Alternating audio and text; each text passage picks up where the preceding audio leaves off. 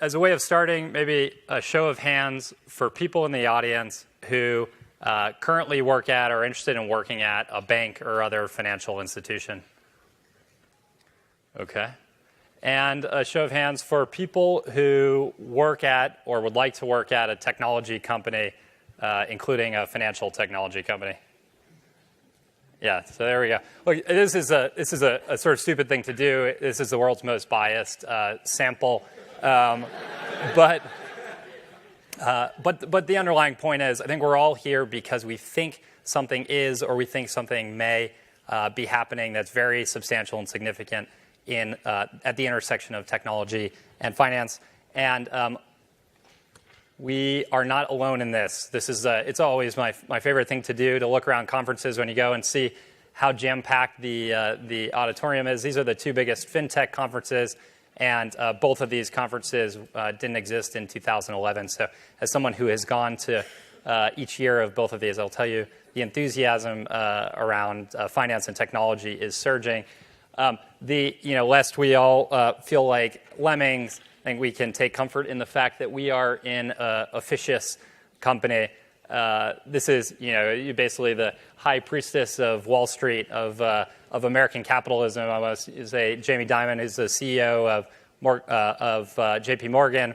Just a couple weeks ago, in kind of one of these minor watershed moments for financial technology, in the letter to his shareholders, talked a lot about startups. I think, this is what he said.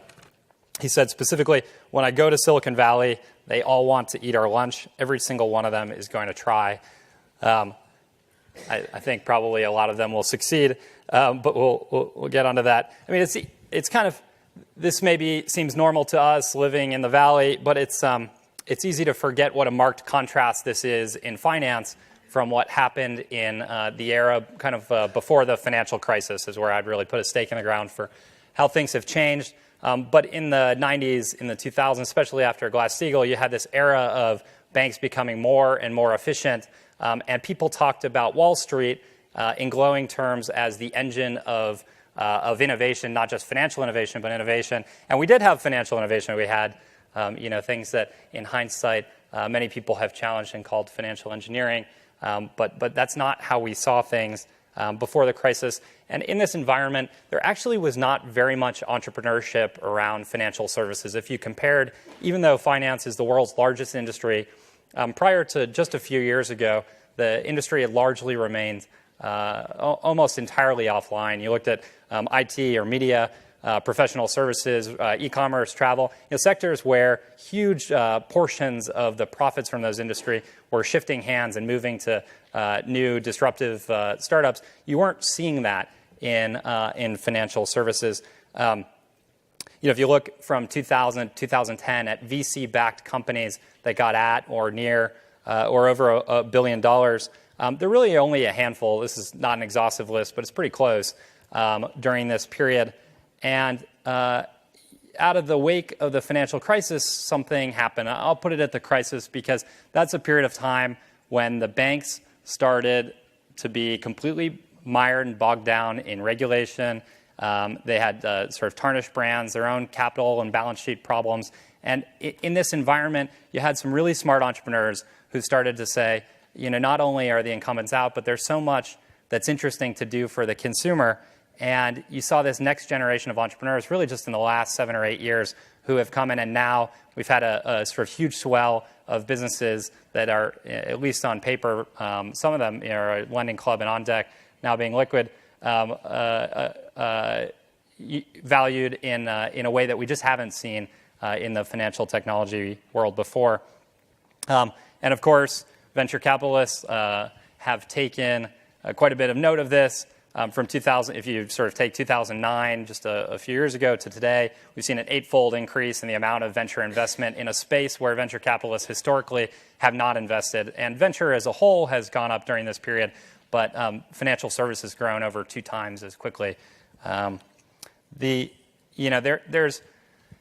are a number of reasons for this, and I think we'll talk about this a lot. The panelists will have some really good thoughts and ideas, but I wanted to offer just a few thoughts on what's happening here, what's driving the growth of these global new fintech companies. The first one I'll mention is the rise of millennials. And it gets talked a lot, but 60% of millennials saying that financial products are not built for them, or maybe even more radically for people of an older generation, a third of millennials saying that they just won't need a bank in 5 years. This is a different audience, and it's a very big audience. It's almost 2 billion people worldwide, and a group that is commanding a larger and larger share of financial resources. The second thing, and there's really not enough that can be said about mobile, and I think everybody in this room knows from our own lives, from looking at the companies that have been built on top of mobile, that mobile is a really big deal. But if you think in the context specifically of financial services, there's 2 billion people in the world with bank accounts. Most of those are offline. They're not using online banking. You compare that to, in a couple of years, the expectation that there'll be 4 billion smartphones in the world, 10 billion connected devices. There's just a huge untapped market of people who have never even touched a bank, who can be reached through new distribution channels, which is sort of the other point about mobile. You've had almost a threefold increase in the number of monthly downloads of finance apps around the world. And I think what's significant about this is it opens up the opportunity for new brands to come in and exist along existing brands that have existed for sometimes centuries. So you'll have Venmo, which was started in 2009, or Credit Karma started in 2007, competing in this very sort of important channel for the next generation of folks, right next to Wells Fargo, which was started in the 1800s, and billions of dollars of marketing between then. I guess another point that I think is important on brand.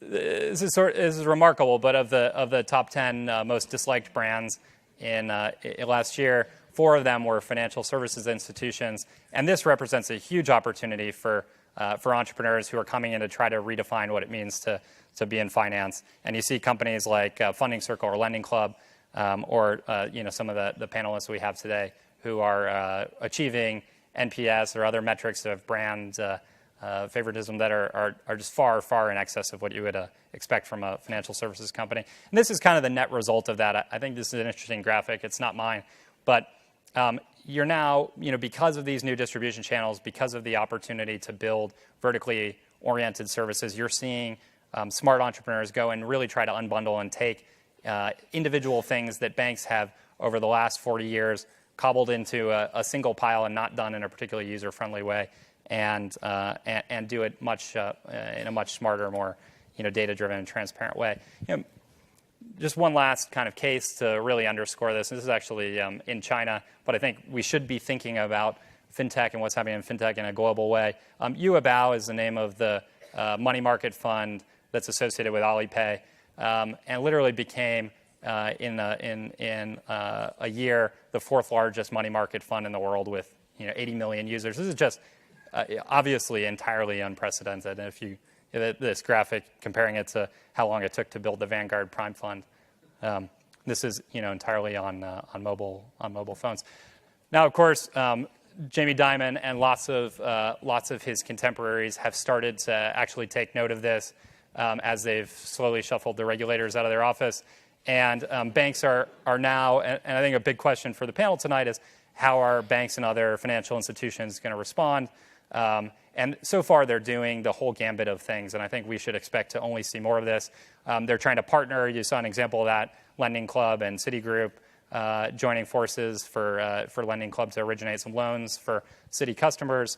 They're going to compete. You've seen Charles Schwab come out in a very public way with their intelligent algorithmic investing strategy to compete with the likes of Wealthfront and other software-based investing platforms. You're going to see banks trying to co-opt some of the energy and entrepreneurship in the Valley. Fintech Innovation Lab and InnoTribe are examples of accelerators funded by banks. And then, of course, you're going to see banks use the, if we can't beat them, let's buy them strategy. And Jake, who's on the panel, who built Level Money, will be able to tell you at least one story about how that's started to happen. So just introduction of myself and the panelists. I'm a partner at a firm called Ribbit Capital. We're a global firm that looks to invest in in financial technology entrepreneurs who are working in this space. We have a great set of panelists today. I'll let them introduce themselves in depth, but we have Beju, Jillian, Libor, and Jake, and I think they'll have a lot of very good things to share with you guys. So I'm going to invite Beju up to give just a feature presentation on Robinhood, and then we'll get on to the rest of the panel.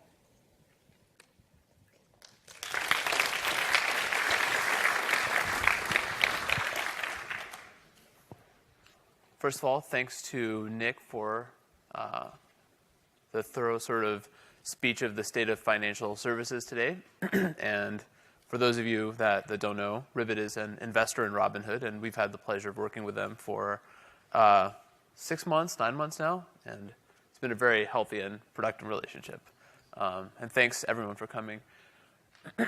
So I'm going to tell you guys a little bit about a company that I co-founded in 2012 with it's actually one of my good friends from Stanford. It's my roommate of many years, called Robinhood, which is an online stock brokerage that allows anyone in the U.S. that's over the age of 18 to buy and sell publicly traded companies.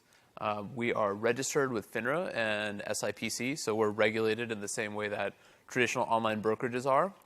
And yeah, we've been live on the App Store since December of 2014, so just a couple of months. And I think the most important thing I want to cover a little bit about is the folks that help create Robinhood. We're still a relatively small team. We're about 30 people. But one of the primary differences that is very important about the way Robinhood is run is that we think of ourselves as a technology company that is operating in financial services rather than a financial services firm that has a technological focus. So our team is heavily experienced in technology, a lot of folks from Google, Facebook, strong academic backgrounds in engineering, mathematics, and physics from Stanford, MIT, and Caltech. And so personally, Vlad and I, the two co-founders, were actually undergraduates, like I mentioned, at Stanford, and we studied physics and math. And along with our deep technology experience, we have a regulatory team that's actually been around the block a decent bit too, so experience from places like E-Trade and Ameritrade. And a little bit about what Robinhood as a product does. We believe that for first-time investors specifically, there is no product in the market that is compelling in that it's understandable, translates the functionality of what the service provides in a relatively straightforward way to customers, or in the wake of things that happened like 2008, is genuinely trustworthy. And this is what you pretty much see when you sign up for an online stock brokerage today. It's a lot of charts, a lot of buttons, and a lot of functionality that says to folks that don't already invest in the stock market that if you don't know what this means, this probably isn't for you. And this is something that we fundamentally, as entrepreneurs, as folks of a different generation than these products came from, really took objection to. And one of the main things that we think is really compelling about the transition from interfaces like this is that the entire internet has gone mobile, and the interim between when the last major online brokerage gained any audience to today. So this is kind of how we see the transition from basic services to ones that are centered around mobile go. And Robinhood, as I mentioned, is mobile first, and there's a few things that we think really define its unique character. The first is it's free, meaning if you want to buy and sell stocks, there are no commissions that are charged on every trade. And there's no catch about it. We just don't charge commissions. The second is that it's dead simple.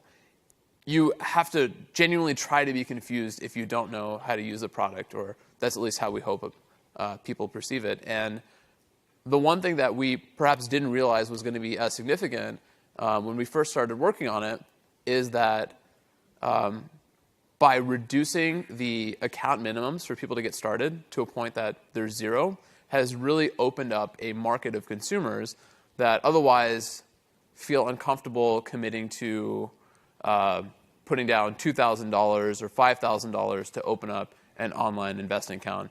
And the analogy that we like to use often is that imagine if anybody in this room, I told you that the first time you used Amazon, your first purchase had to be a $1,000 television. I don't think that many people would feel that comfortable starting out a service where the initial commitment is so significant. And today, we've seen that this focus on simplicity and reducing the barriers to entry has given us a very strong growing audience amongst millennials. So for those of you that know a little bit about Robinhood, we had close to 1 million people sign up for our waiting list for our product before it ever launched. And over the last 3.5 months or so, we've taken our customers off of our waiting list, and we have hundreds of thousands of people in the US today, only on iPhone, that are using Robinhood. So that's something we're very excited about. And coming back to how we see Robinhood as a product, specifically targeting an audience that's a little bit younger, we see Robinhood as having the ability to grow into a market that, for the last generation of Americans, has been really significant.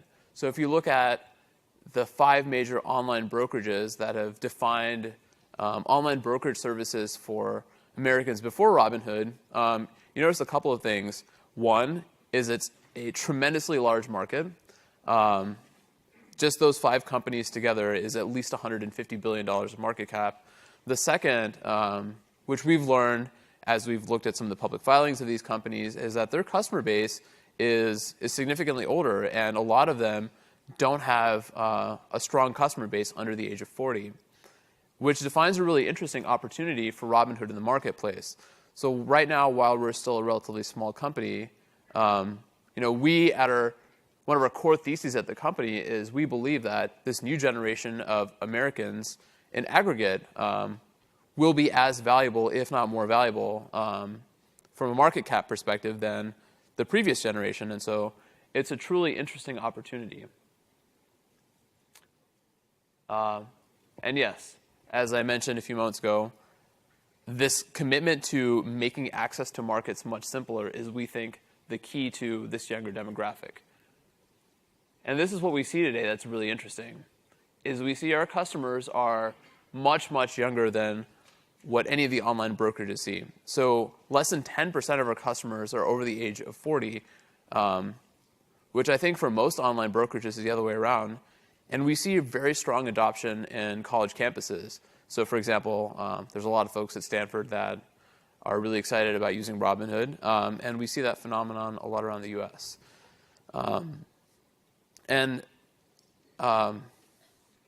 As we look across the US, it's been interesting to see that the use of mobile has allowed us to scale pretty quickly across the entire US. So we see the distribution of our customers around the country is following pretty closely with just the population of Americans.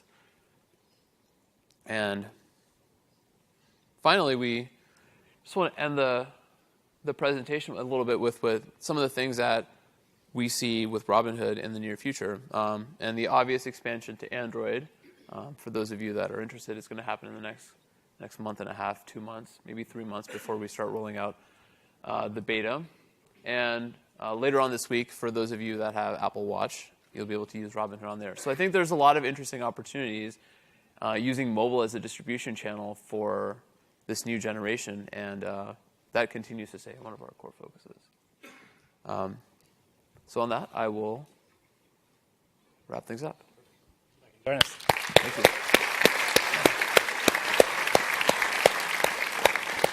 I spend every day of the year, all day, looking for great financial services entrepreneurs. I'd say the panel we have tonight, it really is sort of A+, cream of the crop folks in terms of the businesses they're building. So I'll ask Libor and Jake and Jillian to introduce themselves and just to give a minute or a minute and a half about your company and what you're doing, and then we'll get on to some of the questions. And then if you have questions as an audience throughout, I think in 25 or 30 minutes, we're going to turn to answering those questions and just text them in, and we'll make this kind of fun and interactive discussion.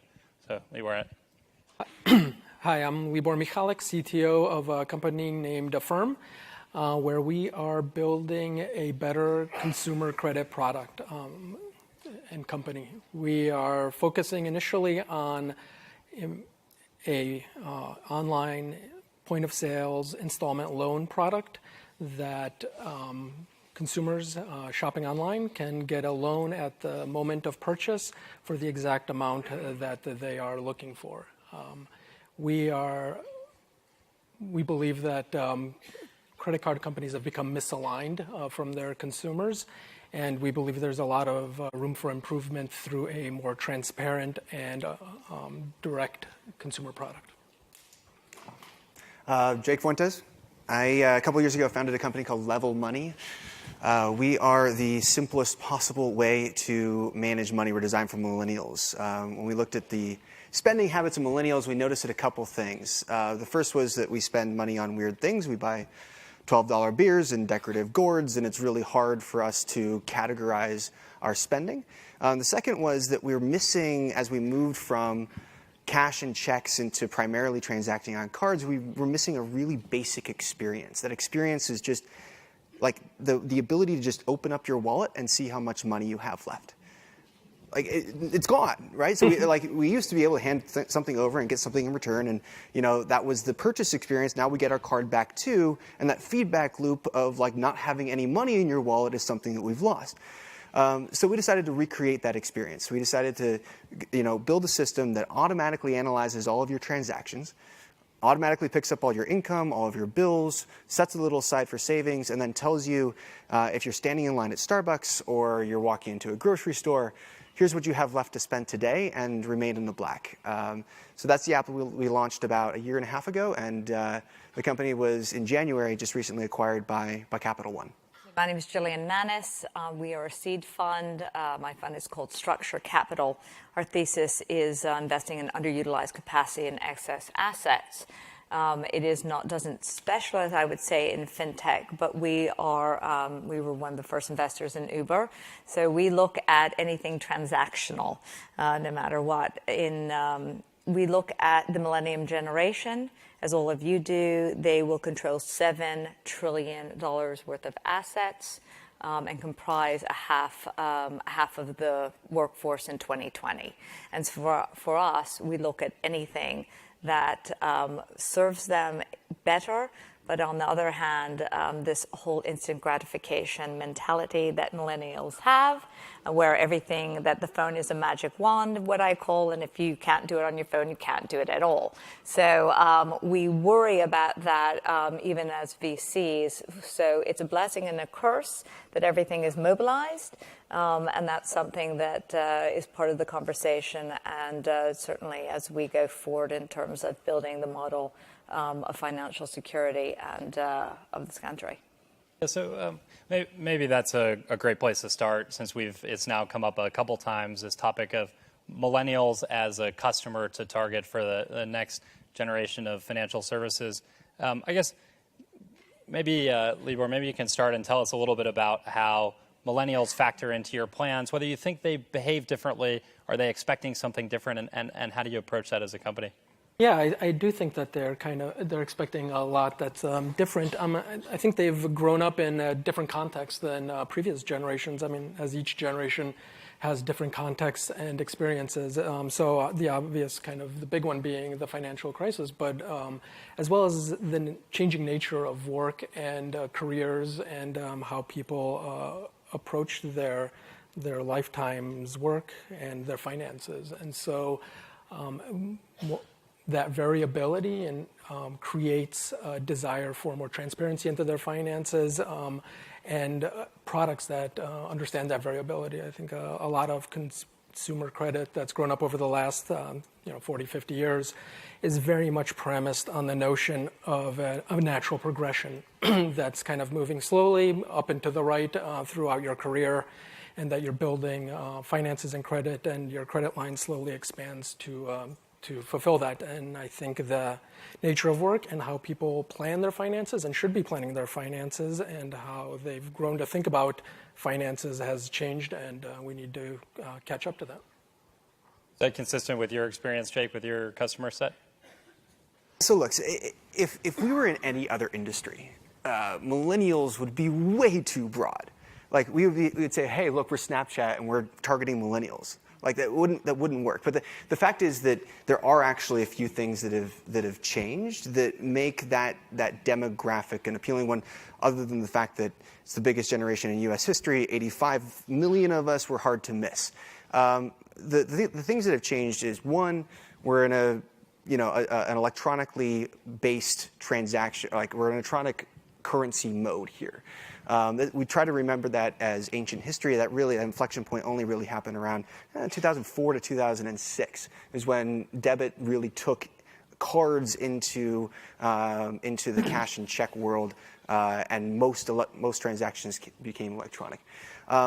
The other things, though, I mean, the financial crisis, yes, is in the back of our minds, but I think that's kind of a minor thing. The other things that have changed, though, is, first of all, the experience gap is growing. So there's the experiences that you have with your financial institutions, and then there's the experiences you have with everything else. And the everything else category, they're farther ahead in the book and they're reading faster. So this gap between how you expect to interact with services, mobile first, web first, whatever it is, and how you interact with traditional financial institutions is massive. And that I think creates a really big opportunity. Yeah, it's interesting. You talk a little bit about why now is the time. And I think that's a very common question to ask an entrepreneur, or for people who are aspiring entrepreneurs to think about, is what's changed? Because often you have to admit to yourself you're not the first to have thought of something. The world must be different in a way to make space for your company. So what do you guys think about that? What do you think, Beju? What's changed in the world, or why is now the time for you guys to be building Robinhood, or for folks who are here to be thinking about starting a fintech company? Yeah, I think probably the most significant trend is definitely going to be the mass adoption of mobile. I think at least everyone on the stage, and I think a lot of people here, we have kind of an unusual perspective in that we remember a world that existed before our mobile phones were ubiquitous. And there's a generation that's coming after us that's just never going to have that experience, where there isn't technology that's always accessible. And so specifically as financial services transitions to being really central to the experience of mobile, I think about what it would have been like if these conversations were had even 4 years ago. And let's just subtract, for the sake of this point, that the financial crisis happened like 6 or 7 years ago. I think the idea of doing banking on your pocket computer would have seemed really scary, right? This idea that what if my phone gets stolen, right? This idea of like, what if it gets stolen, was really scary then. I think today when we think about it, it's like, that seems less scary than my driver's license getting stolen, because I can't turn my driver's license off. And so I think as far as building financial services today goes, we as a collective population just feel way more comfortable doing important stuff on our pocket computers. And as a result, you would want to do some of the most important stuff. And I think that's why finance is becoming a significant thing to do on mobile. Yeah. What do you think about this, Jillian? I mean, you have a good perspective because you look not just at financial services, but is now the right time for financial services, and why? Yeah, I actually, there are a couple of points. First of all, I'm older than everyone on this stage, so I'm seeing it as a different perspective, because we are investing in the millennium generation. We're investing in the next generation. But with that generation and with my own generation, I'm not going to tell you what that is, we are looking at institutions with incredible mistrust. And that in itself I have a 28-year-old, a 26-year-old, a 20-year-old, and a 17-year-old. So I'm very aware of what their mindset is. And that is one that we don't trust institutions with anyone, with anything. we want to be able to control and empower ourselves, and not, we are sick of this lack of transparency. I think this whole mistrust is really, it's a mistrust and it's a mobilization. I'd say M plus M squared here. And I think that's part of why the millennials are so eager to adapt, because you are now empowering them to take full responsibility for their own financial solvency, actually. And I think part of this whole match here, this whole panel represents some of the very key points of this challenge. One is Robinhood, which can be very addictive. On one hand, it is really quite wonderful and provides opportunity, but it also can be abused. Absolutely, because stock market is one that can be perceived as somewhat of a gamble. It is. And so we worry about that with the millennium generation. Are they going to get themselves into a deeper debt? We have a firm point of purchase, that emotional, I'm going to buy this couch and now I can afford it because it's 3 payments or 4 payments or 6 payments. But really, do they really know? Do you really know how you can spend and what you can spend at that very moment when you tap your phone? And then in terms of your tool, well, that to me seems the most responsible, but it also has a component of potentially financial literacy, which is something that I feel the millennials lack in a very big way. Yeah, let's come back to this topic of financial literacy and how these products may or may not have a social impact. Just while we're on the topic of behavior, because I think this is really interesting, how behavior might be changing over time. We've seen, obviously the growth of social networks and online and mobile communities. And finance, by contrast, has historically been a very private thing. So I'm curious whether in your guys' plans and your marketing plans and the way you've designed your product, you think social is an important part of the future of finance. I don't know, Libor. Well, we haven't specifically targeted social. We are mostly interested in creating direct relationships with consumers. We think about to a smaller extent compared to building out a social product and how people find out about the product, how they interact with the product. But we do think that it is a fairly private business. This is something that's always actually been kind of on our minds as we think about having people take out loans and apply for credit and expose their finances to us, is just how comfortable they do feel with that information. I do think it is one of those things that has sort of reached a tipping point in people's comfort going online and putting more information out there. People who've grown up with it, I feel like it's finally gotten to the point where they feel comfortable just kind of crossing that barrier. Is that consistent, Jake, for you? I saw a T-shirt one time that said, the things I didn't learn in high school: how to balance a checkbook, how to buy a car, how to buy a house, how to pay my taxes. But I said at the bottom, but I'm sure glad I know the Pythagorean theorem.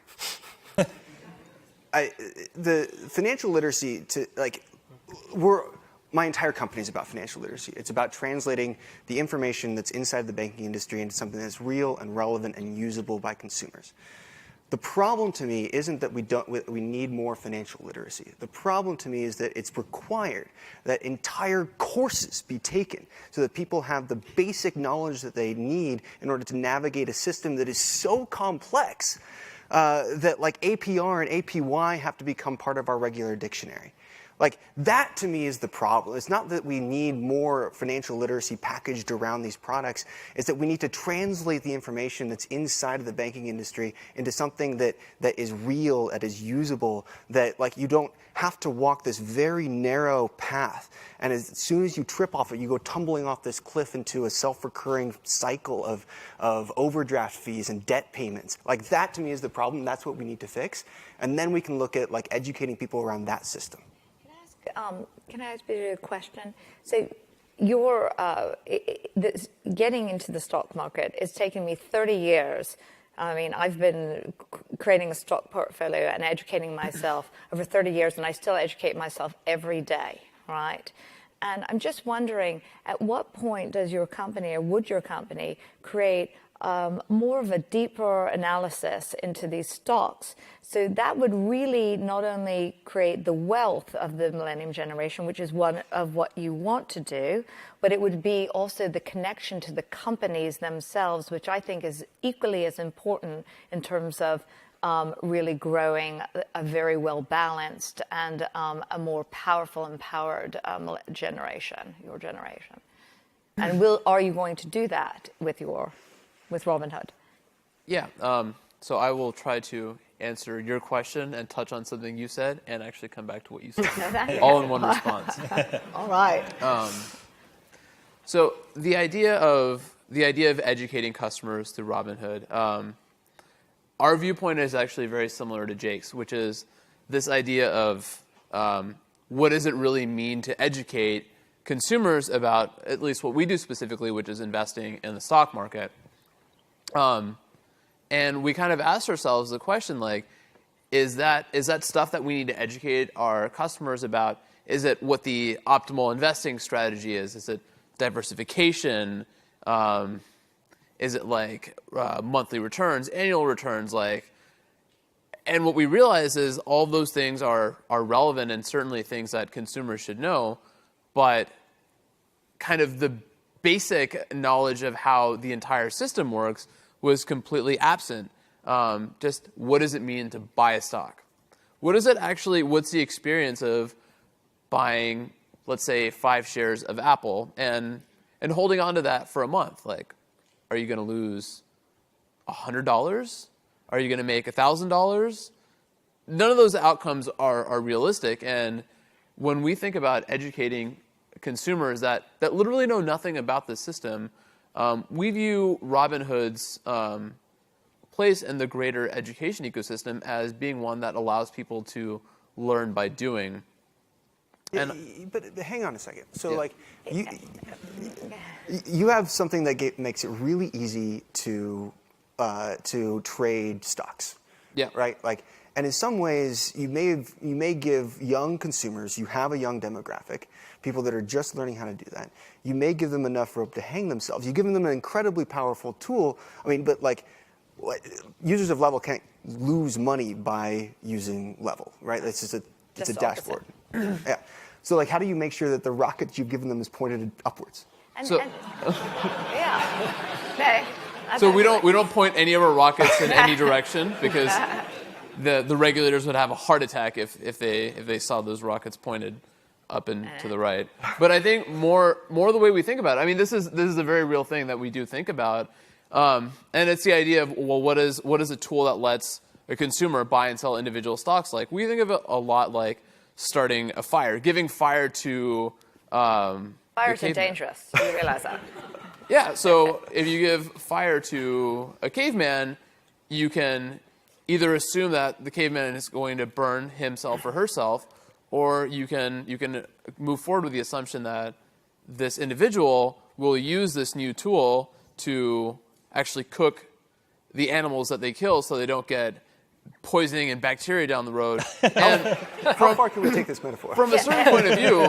What animal are we talking about? Okay. Yeah, so from a certain point of view, our stance on allowing individuals to buy and sell stocks is fundamentally optimistic.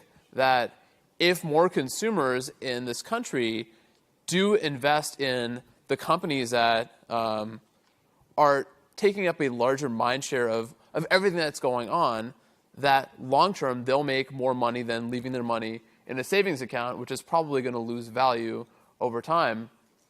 And we want to be conscious of the fact that a lot of these millennials, again, I personally find it a little silly to refer to our consumers as millennials because I don't know any millennials that call themselves that. It's on your site, by the way. Sorry. I'm a vulture capitalist, you know.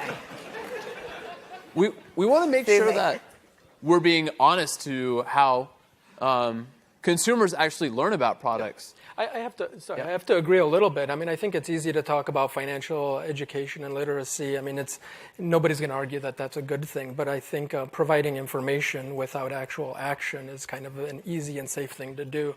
I think providing products that actually have impact and effect on the real world and deliver something that is a utility and something that functions and delivers something that the consumer needs is in a responsible, honest, transparent way. No, because I think this is really a central topic, and I want to make sure, if it's of interest to the audience, to go further into this questions around the social impacts of these products, please ask the question to bring them up. Well, let's bring it back to the product and the technology. How do you think about it, if that's the case, if you want to provide utility or a tool for people to go out and accomplish their financial needs, how do you think about building a product that helps them do that in a responsible or productive way? I think it's being honest with the consumer, trying to provide them that information on what is actually going to happen. We try to be we do talk about APR, but we try to also explain what that means. You know, you take out a loan for a certain amount of money, exactly what that means on a month-to-month basis. What is the total after the number of months that you've taken out that loan for? So somebody at the point of purchase actually understands exactly how much it's going to cost them in fees, how much it's going to cost them in interest, and get beyond the fine print and just be able to put out a single number of, like, you're borrowing money, you're going to get this product earlier. Here's exactly how much that time value is going to cost you. What do you guys, I don't know, maybe this is a question for you, Jake. What do you guys think matters to the customer? You know, there are a lot of buzzwords and motivations that get thrown around when you think about starting a new fintech company. I'll give you a few, and you can tell me which ones, how you would order them, or which one you think is most important. People talk about transparency. They talk about lower costs. They talk about speed or efficiency. They talk about data and the importance of data. How would you rate those? So we've had a couple of really big wins recently. You know, the two companies that have gone public recently in the space, Lending Club and OnDeck, have both competed on rates, competed on the financial product itself primarily. Lending Club was consumers, OnDeck was small businesses.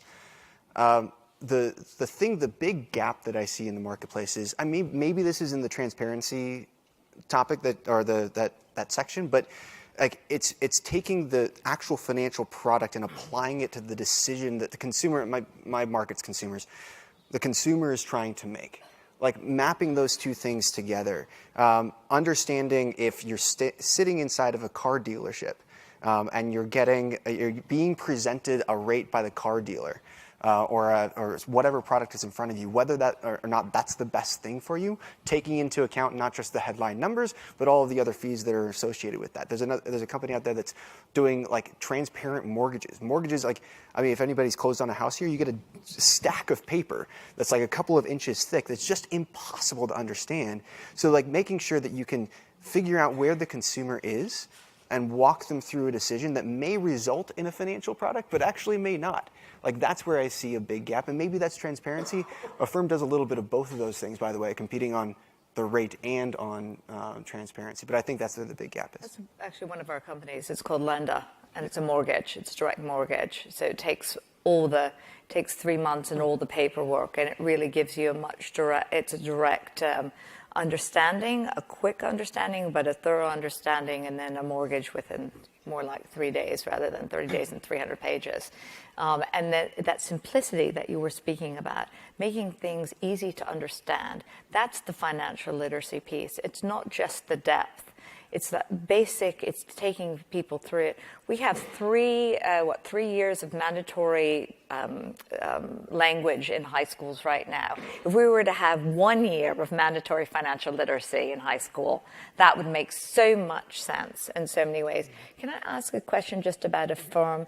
So on your site, you talk about taking the FICO scores into consideration, obviously, to create this credit score.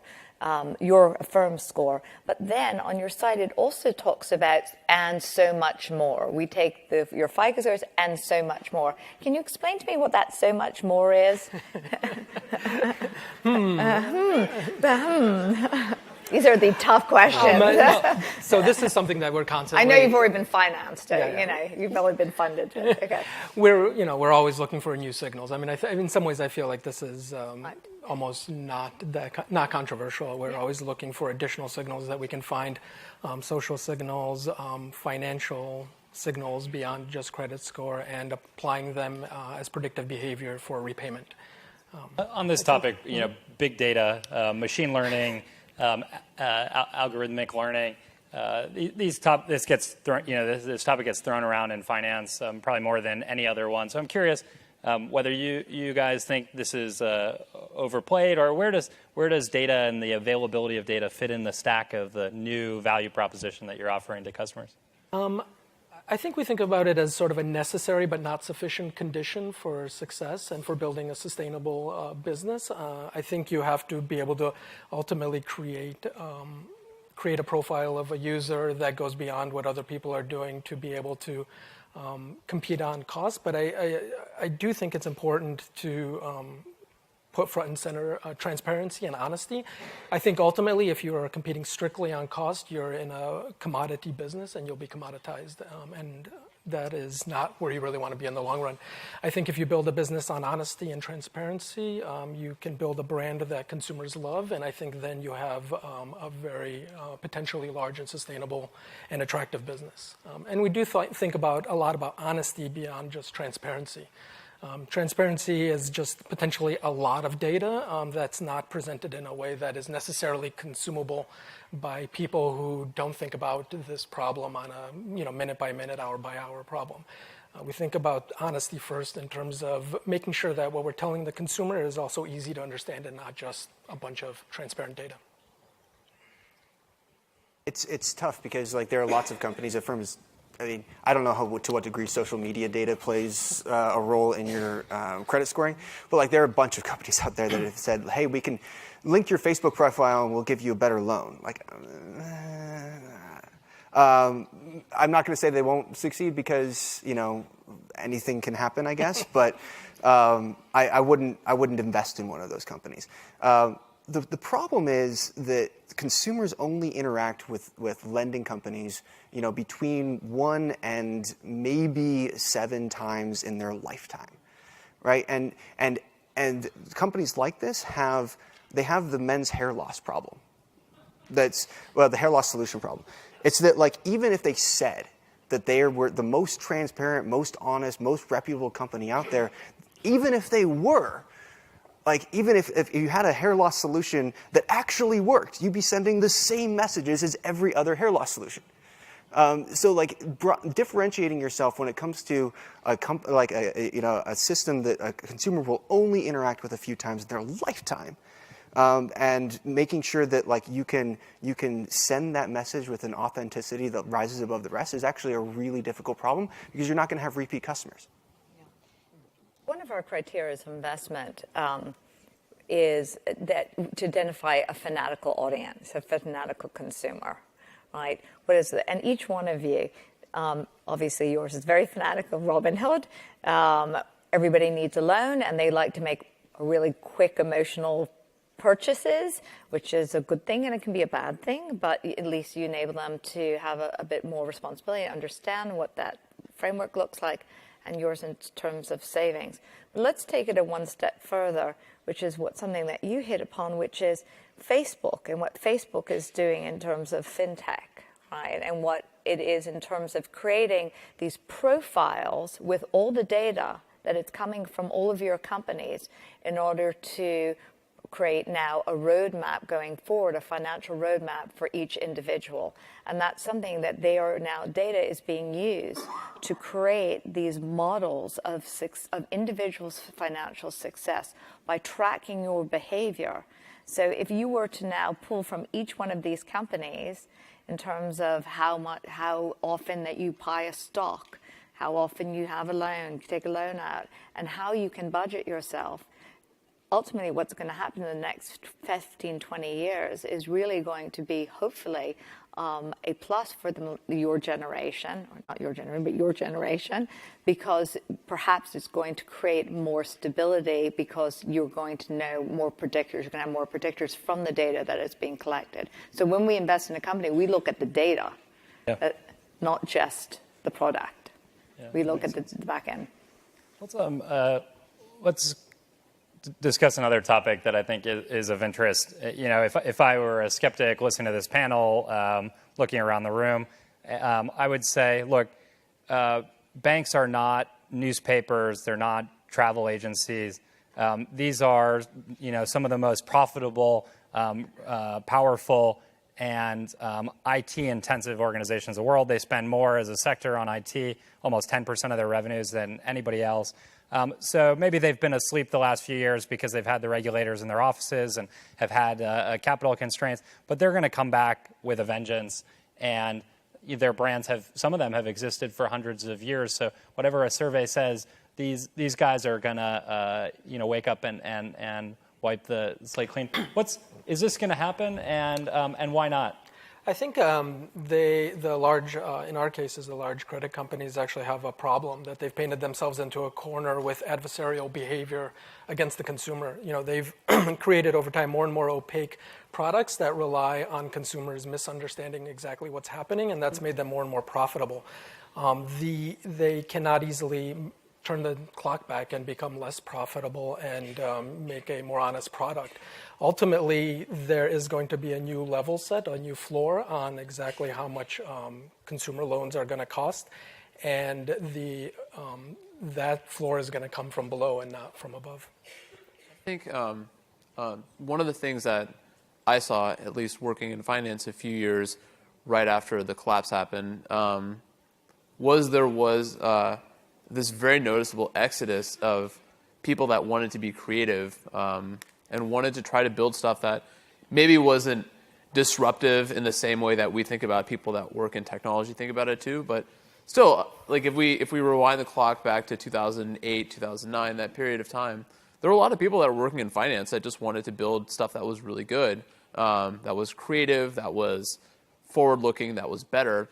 And I think a lot of those people were they were very disheartened by the way that the industry as a whole had behaved. And so there is this idea that financial institutions are incredibly big, and they are definitely going to protect the value that they've created for so many years.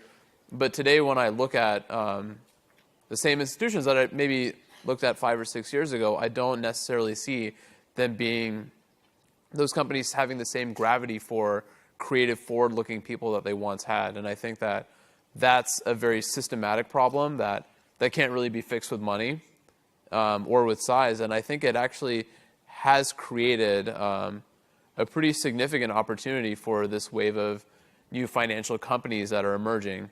But I think there's one important point there. Just because we're new financial companies doesn't mean that we are immune to misbehavior. And that's something that we think about a lot at Robinhood is how can the things that we do, kind of coming back to your point, how can we be honest to our consumers, and how can we provide services to our consumers that don't lead them astray? Because I think if we see the next wave of financial companies that are rising, playing fast and loose in ways that the last generation of financial companies did, I think we'll find a similar outcome. So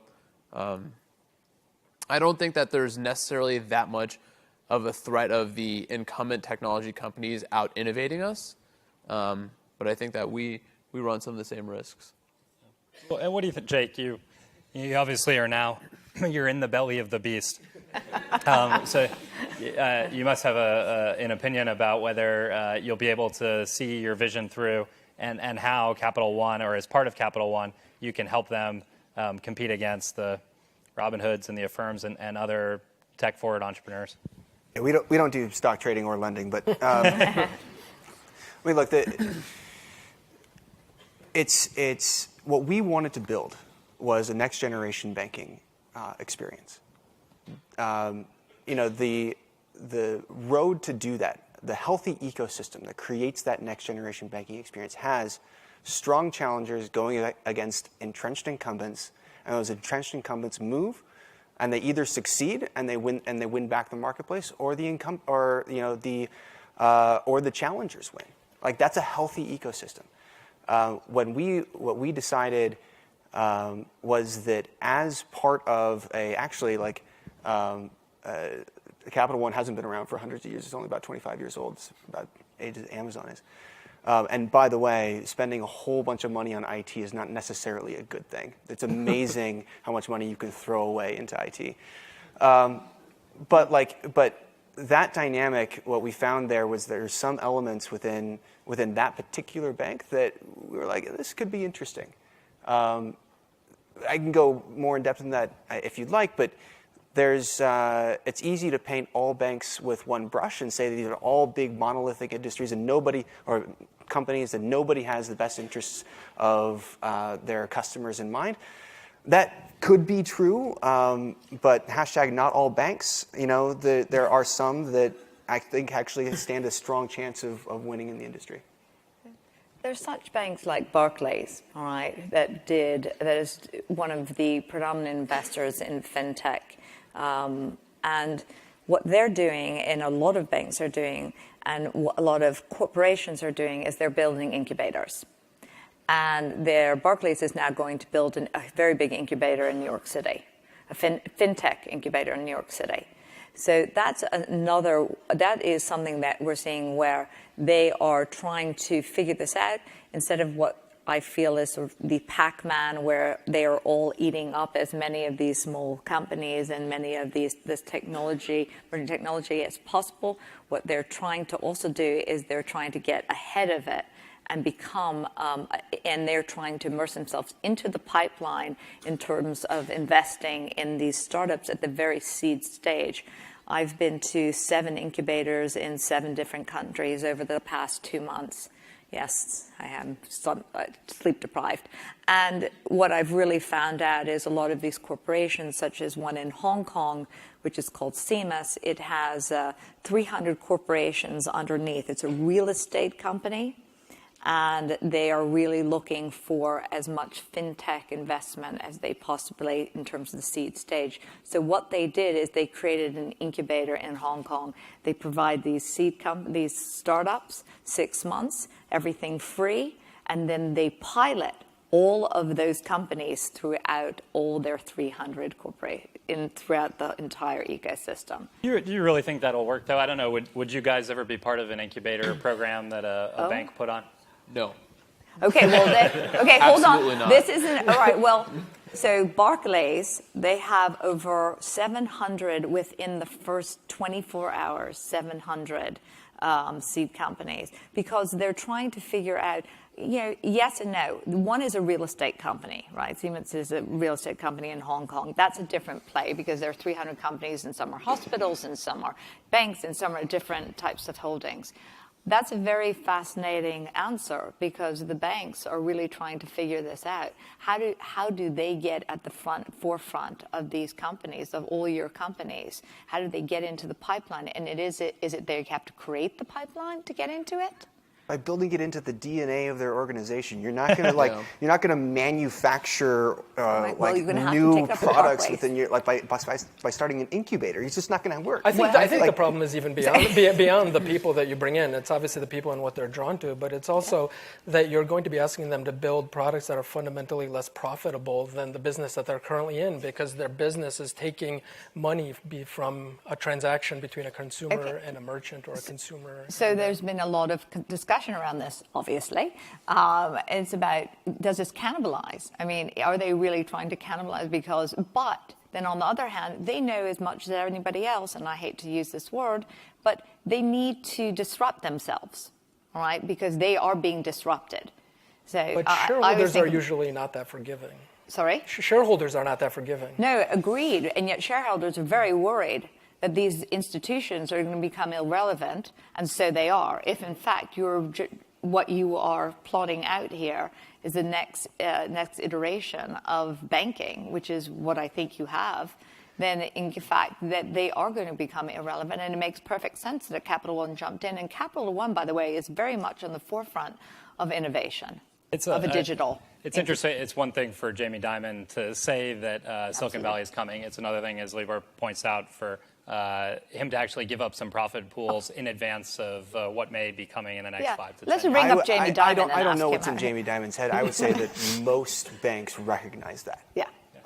And Recognize most it, major but banks will have they act on it? massive digital organizations that are trying to organize around that concept. Now, whether or not they'll succeed is a totally different question, but they at least have it in their heads. Yeah, the encroaching world. Let's go. I think we want to move on to some questions that the audience shared with us, so we make sure not to ignore these topics. If you haven't, we have a system here where you can text in your question, so do that if you haven't done so already. Here's the first one. It's about how does the current regulatory and statutory environment foster or limit innovation in tech? And as an ancillary of that, kind of what reforms do you think are needed for disruptive financial services to succeed? I know Jake and I were actually talking about this in the green room.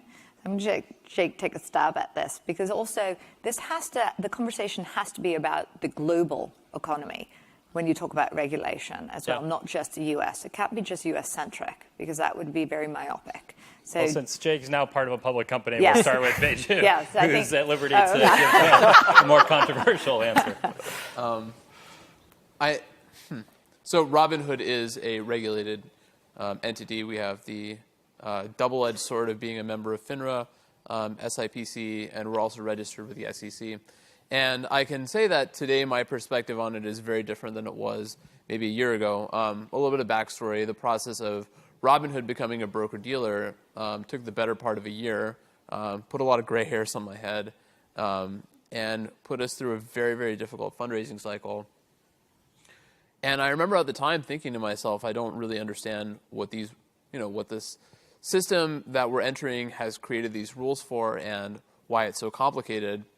But looking back now, I actually am really grateful that a lot of the regulatory system exists the way it does today in the U.S.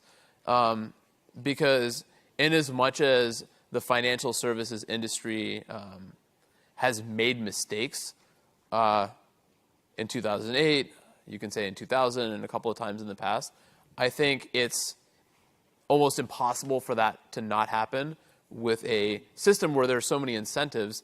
And today, I think our financial system is a lot healthier for having done it. And so from a certain point of view, the regulatory framework is very challenging and makes innovation much harder. From another point of view, it's just another set of rules to follow. And if you're genuinely doing some innovative, it really shouldn't be that hard to follow those rules. And I think it does actually go a really long way towards protecting consumers. And just one little example to this point, I remember when we first became a regulated entity, one of the things that we had to do before we were allowed to operate is demonstrate to the regulators that we had on hand enough capital to operate for a full year. Beiju back then was like, that's crazy, like how could we possibly have that much money, and like who would fund us to do this? And looking at it today, I realize that if we hadn't had that kind of capital going into operating our business, we would have done potentially a huge disservice to our consumers. So I'm actually really grateful that a lot of the rules exist the way they do today. Yeah, I think the rules are there for a good reasons, and regulation in and of itself is not particularly problematic. I do think it'd be significantly more helpful for the regulatory environment to be stable and to be somewhat more consistent and clean. There's just a lot of overlapping regulations, which can be quite confusing. I was just going through our quarterly testing and review and testing that a lot of us go through, and there's things like systems where you're notified that to be asked if a person is one of your customers, but that itself doesn't mean you should take action, only like respond that you know them. There's a different system and a different set of rules for doing something about that, and yet another set of rules for suspicious activity and things like that. So there's just a lot of regulations that seem to be overlapping and attempting to solve similar problems, but are slightly different sets of rules, slightly different timelines, different organizations within the government that you have to work with, and simplifying that would be very helpful. A lot of the, just one point on that, a lot of the gray area that exists today in the regulatory landscape, and I'll keep this short because regulation is probably kind of boring for all you guys. A lot of the gray area that exists where there are multiple rules that cover a certain thing or there's really no precedent at all. I think that's an example of something where the onus falls on the entrepreneurs that are starting companies that are operating in that gray area to genuinely do a good job, not do anything stupid or risky, and demonstrate to the regulators how they should think about these things, because in as much as there are established rules, it does help us to show the regulators like what that means in like a technology era. Let me ask a new question, unless you guys have a burning point, but I want to make sure we get some of these questions out. Here's a different one. More and more financial institutions are getting hacked, and personal information is getting stolen. Security is an important part of running a financial services business, maybe more so than other sectors. So how do you ensure that you compete with banks who spend billions of dollars and that you're more secure than banks on this front? Nobody. I'll take it. I mean, we think about working with external parties and to be tested on a regular basis, and to not just one of the things that's kind of telling is when you go through various compliance certifications, it's very formulaic, it's very rubber stamp, and not very ultimately very informative about what your security holes are and aren't. Working in a more kind of forward-thinking manner, working with people who are actively out there working in these spaces, and doing some crowdsourcing of people investigating you from the outside as independent contractors or through other firms, and thinking about how to work with them and get as much information is kind of something constantly on the top of our minds. So making that a way to... This, I think, is one of the biggest risks to the financial technology space. Not because of any one company may or may not get hacked into any one company being more or less secure.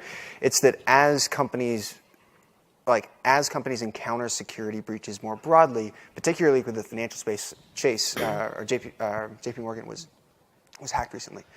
As that continues to progress, and if we get more of them, consumers will fly from risk, and they'll fly from new companies into established ones. And that's not going to be good for the industry. And I think we should, obviously each company needs to spend a lot of time and a lot of effort on security, but this, I think, is one of the biggest risks to the industry at large. I do think it's very helpful for the companies involved. Obviously, companies are going to take on that financial risk of hacking, and it is very important to think about sort of the spheres and the rings of access within your internal systems, so that if there is a breach or if you are hacked, which we presumably eventually, distinct possibility that you will be, limiting the damage and limiting access to within a confined space and damage. So thinking about damage control. Here's a different one. I like how this is worded. How the HELL does Robinhood make money if there's no commissions? And but also, what are your business models down the line for Affirm and Level Money as well? But Robinhood first. Sure. Yeah, this is a question that I get asked quite often, and so for that reason, I'm actually going to defer the answer. Ours is actually really. I'm kidding. So Robinhood is very simply a financial institution that's set up very much like a bank. So Robinhood makes money in all the same way that online brokerages do, except for the one that most consumers kind of at the entry level experience, which is commissions. So when we look at our big siblings, the major online brokerages that are publicly traded today, and we ask a basic question of what does a brokerage business at scale look like and where does it make money from, the answer is really clear, and the answer is not commissions. It turns out that somewhere between, say, 70 and 90% of the revenue of major online brokerages come from the cash businesses they have. So collecting interest on customers' assets, margin lending, and similar services. And so that's how we see Robinhood, as a company that's going to make money off of all those same lines of businesses, but having a real focus to identifying what the touch points from a cost perspective are for the consumers that really don't have a lot of money, and trying to drive those as close to zero as possible. And truth be told, if we do a good job at providing value to our consumers, and we do achieve the scale that some of our counterparties that are, or our incumbent sort of siblings have, and potentially get bigger, the lack of commissions will not really be a significant part of the business. I think also you could provide additional tools in terms of advice. And I saw on your site, is it on your site? Or what it is in terms of getting in touch with someone who is a stock advisor. That could be an additional tool that you might be able to provide, a way to monetize the company in a responsible way, but also to help you. Yeah, that's certainly something we think about a lot. And I think when we take this also comes back to this discussion about education. When we think about financial advice, we try to ask a slightly a question that's like one step backwards, which is, how does an individual, a millennial, if you will, get financial advice? Like, where do these people learn about money, broadly speaking, right? And I think when, as an entrepreneur, we peel away all of our perceptions about how this should happen or how we can use a new mobile interface to make it happen, we really just ask the question, like, what are these people, like, what are people actually talking about, and how are they actually communicating with each other about learning about finances? We see a lot of patterns that are pretty obvious, right? A lot of younger people primarily look to their parents, or just one person that's their parents' age that's maybe a relative, for financial advice. And that's where a lot of the learning happens. It's not by reading the prospectus from their online brokerage or any of these other things. And so, yeah, we do think that is. What about you guys, just business model-wise? No. Ours is really simple. We give people some money, and ahead of time, they and us agree on how much value that has to them and how much they're going to pay us back. What's your risk there on that? Because if you're taking on, I would think you're taking 100% of the risk, yes? What happens when the loan defaults? I mean, we know what rate they're going to default at, and that's priced into the loan. What about you, Jay? Because you have you must have a different business model. You start by giving a free service to users, and then how have you thought about now, maybe even before you joined Capital One, and now that you're with Capital One, making money in the It actually didn't change that much. I mean, in both cases, we thought about this as a component of a next generation banking experience. And the business model for that next generation bank is like a very traditional banking model. You offer checking accounts, you offer loan products, you offer investment products, except we wanted to do it in an honest, transparent, and relevant way. That actually hasn't changed. It's just, got a big brand associated with it now, and the potential to do it a lot faster and a much larger scale than we initially intended. Ask how they're different from Mint. How are you different from Mint? We're way simpler than Mint. All right, good to know. Yeah, Mint tries to force us into the categories of budgets, or not budgets, but food and entertainment and groceries and all this other things. We found that most people actually don't think that way. They're like, do I have money or do I not have money? Yes. So that's how we broke it down, and that's we're going to build it from there. Two questions here that get asked a lot about two separate spaces, and I'll give them to you as multiple choice so we get both of them in. How do you think the P2P lending space is changing the financial landscape? And as a separate question, which you can choose to answer if you prefer, what's your opinion about the robo-advisor space? P2P lending, take that one. P2P lending is an illusion. It doesn't actually exist. P2P lenders, Lending Club, Prosper, people like those, the majority of their loans are actually funded by not individuals, but by other institutions. And in fact, it's actually the same institutions that will be funding Bank of America's loans. And these other things that Bank of America, when they lend you a bunch of, they lend you or make you a loan, they'll package that loan with a bunch of loans like it, and they'll sell it to somebody else. And then that happens 5 or 6, 7 times until it hits some overseas pool of capital somewhere that's funding it all. That's essentially what's happening with P2P lenders, except they're taking out all of the middlemen, all of the financial engineering that happens in the middle, and they're allowing that equity or that capital direct access to consumer debt. And in an environment where banks and other things have all kinds of costs associated with that, that's a more economically viable model. So yes, it's changed in the sense that it's a different model for the same concept, but I don't know that P2P lending outside of things like Kiva and other things has a lot of legs by itself. Yeah. Agree with that, Libor? I mean, you're building a lending business. Is P2P or marketplace, are these important concepts for you?